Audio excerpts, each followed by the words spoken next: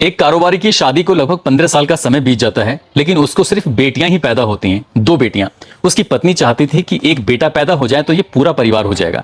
इसके लिए वो पत्नी बार बार अपने पति से रिक्वेस्ट करती थी कि आप एक काम करो, किसी डॉक्टर के पास चलो या फिर जो भी कोई तरकीब है उस तरकीब को अपनाओ, लेकिन एक बेटा जरूर पैदा करते हैं।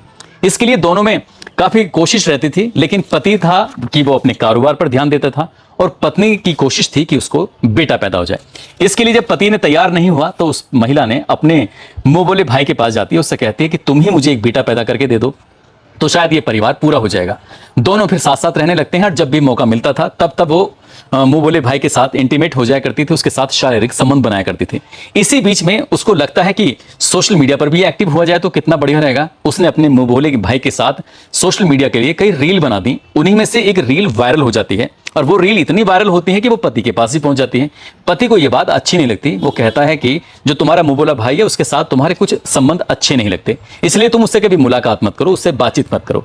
बस यहीं से रोका टोकी शुरू हो जाती है और इसी रोका टोकी के चक्कर में आने के बाद एक कत्ल हो जाता है और जो कत्ल करने आया था उस गलती से उसकी भी मौत हो जाती है, यानी कि 2 की मौत हो जाती है। साथ ही कई जिंदगियां इस मामले में पूरी तरह से बर्बाद हो जाती हैं। कुछ लोगों की जिंदगी सलाखों के पीछे गुजरेगी तो कुछ लोग ऐसी स्थिति में आ जाएंगे कि उनकी परवरिश कैसे होगी, हमेशा हमेशा के लिए इस तरह के सवाल खड़े हो जाएंगे। आदाब, नमस्कार, सत श्री अकाल। मैं उस्मान सैफी। आज की जो सच्ची घटना मैं आपको सुनाने जा रहा हूं, ये सच्ची घटना है उत्तर प्रदेश का एक जिला है मुरादाबाद और मुरादाबाद का ही एक थाना लगता है कटघर। दरअसल कटघर थाना क्षेत्र का एक मोहल्ला है गाड़ी खाना मोहल्ला। बात कर रहा हूं 13-14 जुलाई 2024 की रात लगभग 2 बजे के आसपास का वाकया होता है। एक ही घर के अंदर 4 सदस्य रहते हैं, 2 बेटियां हैं और पति और पत्नी।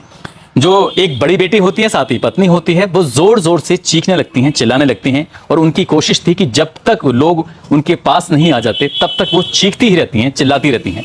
पड़ोसी आ जाते हैं, जाग जाते हैं और पड़ोसी नहीं बल्कि दूर दूर तक के लोग जाग जाते हैं। उस शोर को सुनने के बाद आखिरकार माँ और बेटी को शांत किया जाता है, उन्हें छुपाया जाता है, उनसे पूछा जाता है कि क्या बात है, तुम क्यों चिल्ला रहे हो। वो अंदर जब इशारा करती हैं तो जाकर देखते हैं तो इस घर का जो कारोबारी है, मुखिया है, जिसका नाम होता है अनिल चौधरी, जिसकी उम्र लगभग 32 साल के आसपास होती है, उसका जमीन पर जो शव था वो खून से लथपथ पड़ा हुआ था। पूरे घर के अंदर चारों तरफ ब्लड फैला हुआ था। अब ये लोग पूछते हैं कि आखिरकार ये कैसे हुआ, तो महिला थी वो शोर मचा मचा के परेशान हो जाती है और बेहोश होकर जमीन पर गिर जाती है। बेटी है उसका भी रो रो कर बुरा हाल हो जाता है। जो तीसरी बेटी है वो भी सोई हुई थी, लेकिन लोगों ने उसे जगाया, उसको पुचकारा और उसके बाद उसे अपने सीने से लगाया, लेकिन लड़की भी रो रो कर बुरा हाल था और उसकी माँ का भी रो रो कर बुरा हाल था। इसी बीच में जो इस मुरादाबाद के डीआईजी साहब होते हैं, जिनका नाम मुनीराज जी होता है, साथ ही एसएसपी सतपाल अंतिल, ये भारी पुलिस बल के साथ रात में ही मौके पर पहुंच जाते हैं ये देखने के लिए कि आखिरकार उस कारोबारी का कत्ल किसने किया है, क्यों किया है। बहुत सारे सवाल थे। पुलिस इन सवालों के जवाब जानना चाहती थी, लेकिन जो महिला है, जो समझदार है, वो बेहोश होकर गिर जाती है, रो रो कर उसका बुरा हाल था। ऐसी स्थिति में पुलिस सवाल भी नहीं कर सकती थी, लेकिन बेटी को पुचकारते हुए पूछते हैं कि बेटा तुमने जो भी अपनी आंखों से देखा है बस वो बता दो, उसके बाद फिर हम अपना काम शुरू कर देंगे।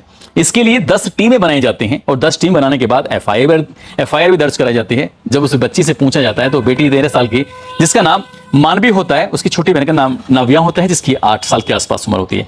मानवी से जब पूछा जाता है तो मानवी कहती है कि घर के अंदर 2 सदस्य आए थे, एक का नाम मोहित, दूसरे का नाम अमोद गुप्ता। वो पहले भी घर पे आते रहते थे, लेकिन वो आते ही पापा को मार रहे थे और उसकी अचानक से आंख खुल जाती है। उसने अपनी आंखों से उनको मारते हुए देखा था और बचाने की कोशिश की, लेकिन वो पापा को तब तक मारते रहे जब तक पापा मर नहीं गए। अब पुलिस ने जिसका नाम एक अमोद गुप्ता होता है, साथ ही दूसरा मोहित होता है, इनकी तलाश शुरू कर देते हैं। वही कटघर थाना क्षेत्र का एक मोहल्ला लगता है महबुल्लागंज का वो निवासी होता है अमोद गुप्ता। उसका एक जो साथी आया था वो उसी के घर में किराए पर रहता था, जो कि उत्तर प्रदेश के जिला संभल के एक जगह लगती है बहजोई, वो वहां का मूल निवासी होता है। अब पुलिस ने इन दोनों को तलाश करना शुरू कर दिया तो पता चलता है कि जो अमोद गुप्ता है, दरअसल अमोद गुप्ता एक कैंसर जैसी बीमारी से पीड़ित था और उसे शराब का आदी, उसकी शादीशुदा था और उसको 3 बच्चे भी थे, अपने बाप का इकलौता। शराब पीने का जो आदी था, अब उसकी पुलिस जब उसके बारे में पड़ताल करती है तो पता चलता है कि उसकी तो मौत हो चुकी है, यानी कि वो हॉस्पिटल में एडमिट था रात और उसकी मौत हो चुकी है। पुलिस जब वहां जाकर देखती है तो वो मरा हुआ है। अब पुलिस के लिए बस एक व्यक्ति बचा है जिसका नाम मोहित होता है। आखिरकार मोहित कहाँ है, पुलिस ने उसको ढूंढना जब शुरू किया है तो आखिरकार कई घंटे बीत जाते हैं, उसके बाद भी वो नहीं मिलता। पोस्टमार्टम की रिपोर्ट आती है तो उससे पता चलता है कि कातिलों ने चाकू से सीने पर और गर्दन पर लगातार ताबड़तोड़ 20 से ज्यादा वार किए थे। वो गहरे गहरे घाव, उनकी कोशिश थी कि जिसको मारने के लिए आए हैं उसको मरना ही है, इसलिए वो उसको इस तरह से उन्होंने मारने की कोशिश की। पुलिस पर लगातार दबाव बढ़ने लगता है और उसकी जो पत्नी होती है जब वो होश में आती है तो उस पत्नी से पूछा जाता है कि आखिरकार तुमने क्या देखा, तुम भी कुछ बता सकती हो। वो बताती है कि जब दरवाजा पर लगातार रात को लगभग 12 बजे या 1 बजे के आसपास की बात है, नॉक हो रहा था, तो उसमें आवाज लगती है कि हम फर्म के पैसे लेने आए हैं, तो आप हमें पैसे का लेन देन का मामला था। इससे ज्यादा उसने कुछ नहीं सुना और जैसे ही पति ने दरवाजा खोला वो तुरंत ही उस पर हावी हो जाते हैं, ताबड़तोड़ चाकुओं से वार कर देते हैं। वो छुप जाती है लेकिन पति को वो नहीं छोड़ते। अब पुलिस के लिए सिर्फ एक ही व्यक्ति था जिसका नाम मोहित होता है। मोहित पुलिस को ढूंढ रही थी और उसके लिए 10 टीमें लगी हुई थी और जो भी उसके ठिकाने थे, चाहे वो संभल हो या उन्नाव हो, जहां जहां भी उसके ठिकाने थे पुलिस वहां जाती थी, लेकिन वो मिल नहीं रहा था। कई घंटे बीतने के बाद आखिरकार 72 घंटे का समय बीत जाता है और मोहित को पुलिस उसे ढूंढ लेती है। जब मोहित को ढूंढ लेती है तो मोहित से जब पूछताछ करती है तो वो एक नाम लेता है जिसका नाम कन्हैया होता है। कन्हैया दरअसल नादोश जो कि बहजोई का एक इलाका है और जिला संभल वहां का रहने वाला होता है। दरअसल वो संभल के इस इलाके में कटघर में एक घर में जो बहमुल्ला एक जगह लगती है, बहमुल्लागंज, वहां पर वो बालाजी का दरबार लगाया करता था। अब पुलिस उसको ढूंढती है तो वो भी गायब था। आखिरकार पुलिस ने उसको भी तलाश कर लिया। पुलिस उसे तलाश करती है और तलाश करने के बाद उसे पूछताछ करती है तो चौंकाने वाला खुलासा होता है। दरअसल ये कहानी शुरू होती है अब से 10 महीने पहले, सितंबर 2023 के आसपास का वाकया है। यह महिला अपने पति से रोज कहती थी कि एक बेटा पैदा करने की कोशिश करो, लेकिन पति इस बात पर ध्यान नहीं देता था। एक दिन उदास थी, परेशान थी तनु, तो उसके पड़ोस वाली एक महिला आती है। वो पूछती है कि क्या हुआ। तभी तनु बताती है कि हम बेटा पैदा करना चाहते हैं लेकिन पति तैयार ही नहीं होता है, तो क्या करें। वो बताती है कि फला मोहल्ले में एक जगह बालाजी का दरबार लगता है, तुम जाकर वहां अपनी मन्नतें मांगोगी तो मन्नतें पूरी हो जाएंगी, तुम्हें वहां जाना चाहिए। हर शनिवार को बालाजी का दरबार सस्ता था। अब तनु ने वहां जाना शुरू कर दिया। वहां जाती थी तो वहां जो तांत्रिक होता है जिसका नाम कन्हैया होता है, कन्हैया से उसके थोड़ी नजदीकियां बढ़ जाती हैं, दोस्ती हो जाती है, फिर प्यार कर बैठती है। अब हर शनिवार को जब दरबार सस्ता था, दरबार के बाद सब अपने अपने घर चले जाया करते थे। तनु उस कन्हैया यानी कि तांत्रिक के साथ आराम से वक्त बिताया करती थी और वो एक दूसरे के इतने करीब आ जाते हैं। हालांकि उस तनु ने उस तांत्रिक को अपनी बेटियों को कहलवाती थी मामा और अपने पति को जीजा कहलवाया करती थी। पब्लिक में ये बता रखा था कि ये मुंह बोला भाई है, लेकिन मुंह बोले भाई के साथ उसके अवैध संबंध बन जाते हैं। वो उसके बहुत करीब आ जाती है और वो दोनों एक दूसरे के साथ बहुत ज्यादा नजदीकी रिश्ते में बन जाते हैं। अब वो किसी तीर्थ स्थल पर जाते थे तो बेटी को भी साथ ले जाया करती थी, साथ ही खुद भी जाती थी।